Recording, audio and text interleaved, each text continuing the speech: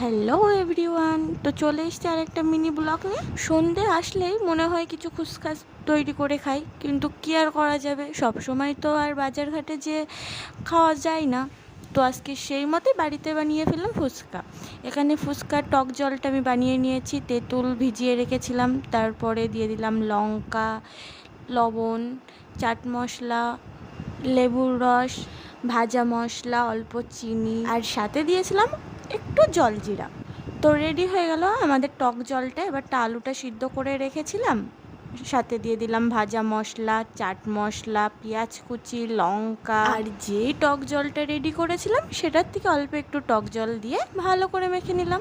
ও হ্যাঁ, লবণও তো দিয়েছিলাম। এবার দোকান থেকে কিনে আনা ফুচকার চিপসগুলো গরম তেলে ছেড়ে দিলাম, দেওয়ার সাথে সাথে ফুলকো ফুলকো গোল গোল ফুচকা রেডি হয়ে গেল।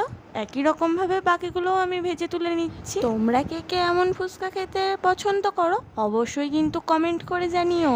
এবার যেই আলুটা মেখে রেখেছিলাম তার উপরে দিয়ে দিলাম কিছু চুরমুর আর ভাজা।